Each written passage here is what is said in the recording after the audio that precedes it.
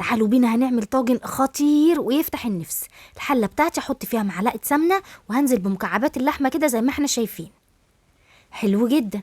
هشوحها بقى وتاخد معايا لون من فوق ومن تحت، واحط بقى ورقتين لوري، فصين حبهان، وزي ما احنا شايفين لما تاخد اللون اللي انا عايزاه هنزل بقى بطماطمايه وجزرايه وبصلايه متقطعين كده زي ما احنا شايفين، ورشه فلفل اسود. هشوح فيهم كويس جدا جدا، وبعدين انزل بقى بميه سخنه مغليه واسيبها تتسلق، اوطي عليها واسيبها تتسلق.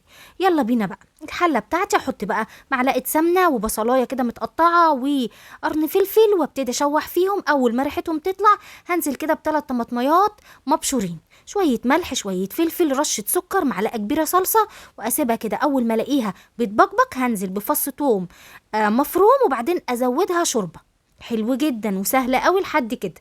احلى طاجن بجد يجنن. هجيب الطاجن بتاعي، حطيت فيه بصلايه وقرن فلفل احمر، شويه ملح وفلفل، رصيت بقى البطاطس بتاعتي واللحمه اما اتسلقت، ونزلت بالخلطه اللي احنا عملناها. بجد خطير ويجنن، جربوه هيعجبكم. لفته بقى بورق فويل ودخلته الفرن وخرج معايا.